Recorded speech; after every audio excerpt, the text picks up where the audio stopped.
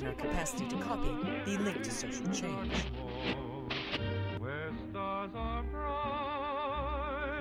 Because communicating, so fundamental to what we do in the world, is itself an act of copying. The one technique that brought us to where we are is copying. Sharing is at the heart of, in some senses, existence. Communication, the need to talk to someone, is an act of sharing. The need to listen to someone is an act of sharing. Why do we share a culture? Why do we share language? Because we imitate each other. This is how we learn to speak. This is how a baby learns. This is how new things come into society and spread through society. Basically, what keeps us together is that we copy from each other. When the spoken word was our only means of communication, we traveled far and wide to deliver it to others. Later, as we began to communicate in written form, armies of scribes multiplied our ideas. Our urge to communicate is so strong that we have always pushed the tools available to us to the limit, then gone beyond them, creating new technologies that reproduce our ideas on previously unimaginable scales.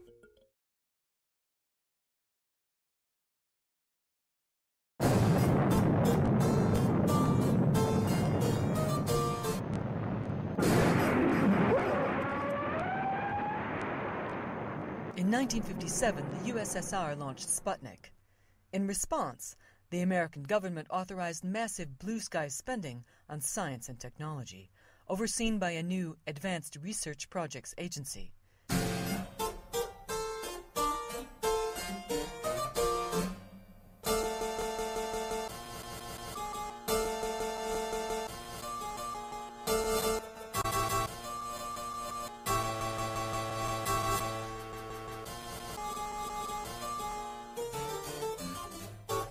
It was ARPA, developing the ideas of visionary computer scientist Joseph Licklider, that came up with the concept of networking computers. It's been hard to share information for years.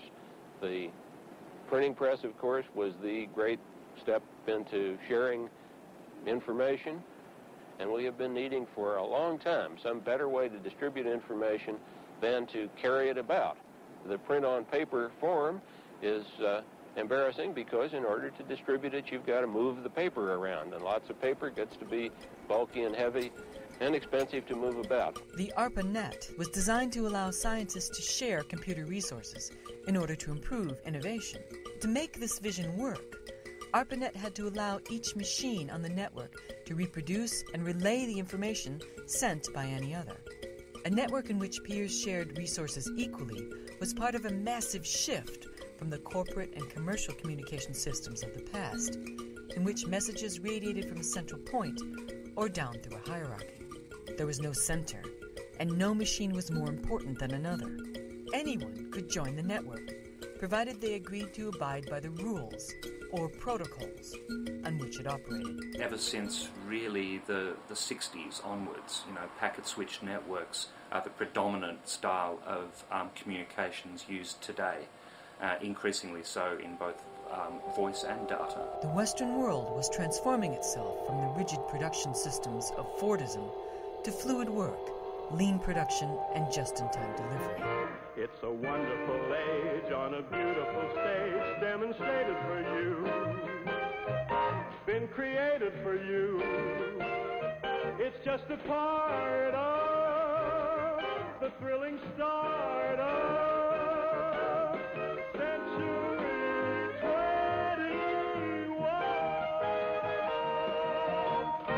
a post-centralized, friction-free economy needed a communications system just like this.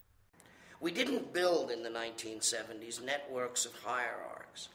The computers that existed in the world were all multi-million-dollar machines, and they basically interrelated to one another in very equal ways. One of the really important characteristics of the internet is that it's extremely decentralized, and that the services on the internet are invented and operated by other network users.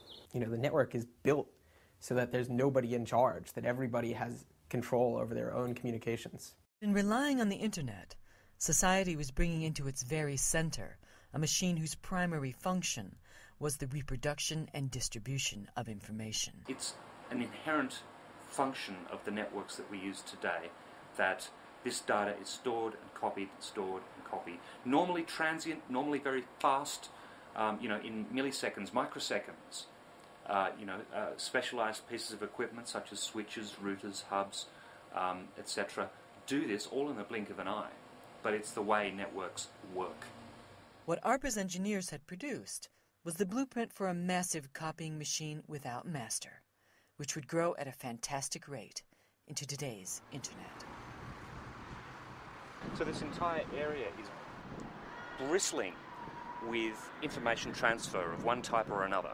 For instance, the local council, Tower Hamlets and Hackney, we're sort of on the border here, have some of the surveillance traffic and security cameras linked via wireless networks themselves. The spectrum environment is getting very dirty or noisy. Every single packet that flies through the multitude of wireless networks and through the internet is listened for, stored in memory, and retransmitted, i.e. it's copied from one, what's called network segment, to the next. Now, our media environment now, our media ecosphere now is so broad, so large, that you cannot contain information very easily anymore. You cannot stop or censor information or stop the transmission once it's out there. It's like water through your hands. It's like trying to stop a dam from bursting. I would say right now we are likely in range of wireless microwave radio transmissions that are most likely breaching some sort of copyright law right at this moment. Try in the back of modernism and all this international law to make profit out of his own ungenerosity to humankind. One of the main battlegrounds in law, in technology now, is the extent to which it is possible to exclude people from information, knowledge, and cultural goods. The extent to which it's possible to enclose a bit, if you will, of culture and say, it's in a container, you have to pay me in order to access it.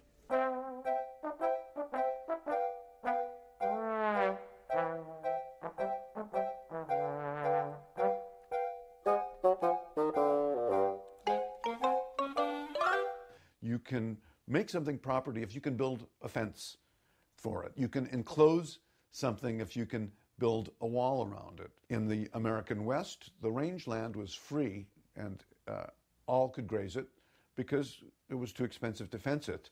Barbed wire changed that and you could turn it into property. Culture came in these boxes. Control came naturally as part of the process of the existence of the medium itself. There's a thing, a book, a record, a film, that you can hold on to and not give somebody else, or you can give it to them.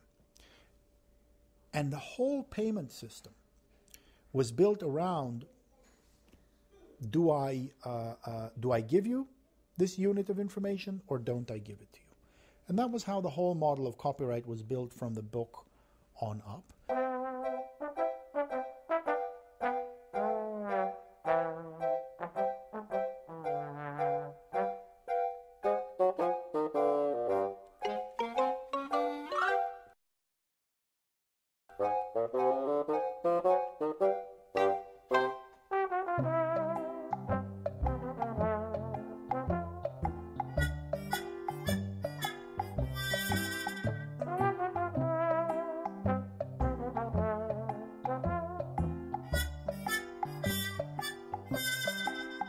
What used to be property, music, cinema, now becomes very, very easy to transmit across barriers. We have today the ability to make copies and distribute copies inexpensively. If one copy leaks out on the internet, very rapidly it's available to everyone.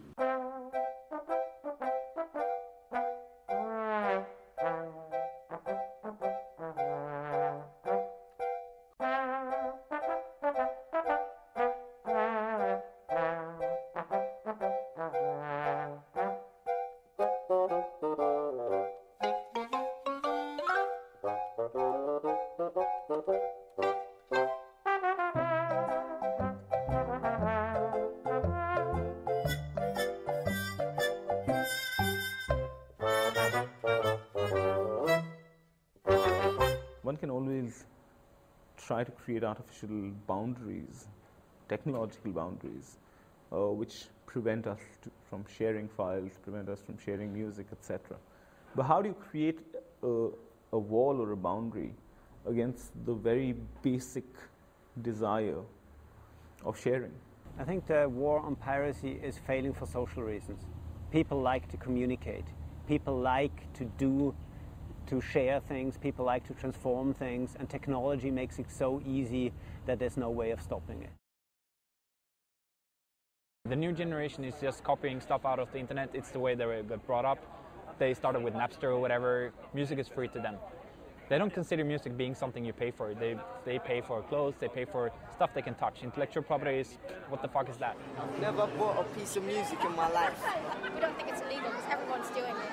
We can't really be blamed for just downloading something that's already on the internet. Well, people think it's legal because it's like copying without the copyright or something. If it's a crime, why put it on there? So whether you're using a sort of long lost peer-to-peer system like the original Napster, or you're using Nutella, or you're using BitTorrent, the principle here is that you are actually engaging in internet communication as it was originally designed. You are able to serve content as well as consume. Especially after the Napster lawsuit, we saw an emergence of a lot of more decentralized file sharing services. Computer programs that people could run on their own computers that would make them part of a network without having any one place where there's a master list or a master coordination. What this means is that, in fighting file sharing, the entertainment industry is fighting the fundamental structure of the internet. Short of redesigning and re-engineering either the internet or the devices we use to interact with the internet, there's nothing that Hollywood or Washington or Brussels or Geneva can do anything about. They shattered Napster into millions of little pieces spread across computers all around the globe. And now, if you want to shut it down, you have to track down every single one of them and turn it off. And they just can't do that. They send out letters every month trying to shut down a couple here and there, but it just doesn't work. There are just too many. It's out of the bag now. Once it's that far distributed, it's really going to be hopeless. You can sue people forever. You can sue a handful of college students, university students in the United States. You can sue the investors of Napster in Napster. You can sue the company that provided the software for Kazaa, but it doesn't shut anything down. We recognize and we know that we will never stop piracy. Kazaa lost a big case in the United States in the Supreme Court. Kazaa and Grokster and a set of other companies.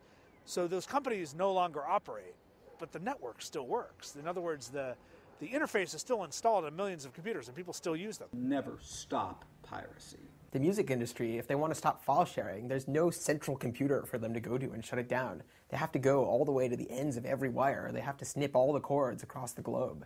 So when the Pirate Bay got shut down last year and during the raid, Amsterdam Information Exchange, AMSIX, reported that 35% of all the European internet traffic just vanished in a couple of hours. The files have been shared. There's no way back. It's not about shutting down BitTorrent. It would be about confiscating everyone's hard drives. The files are out there. They have been downloaded. They're down. There's no up anymore. They're all down. Never, never, never. There's nobody you can go to and say, shut down the file sharing. The internet's just not built that way. We're surrounded by images. Every day, everywhere. There's nothing you can do about it. But the problem with these images is that they're not yours. People's lives are determined by images that they have no rights to whatsoever. And let's say it's a very unfortunate situation. There's this work of mine that people have described as a series of unattainable women. In fact, it's a series of unattainable images. The one last mission of cinema is to make sure that images are not seen. That's why we have DRM, copy protection, rights management, region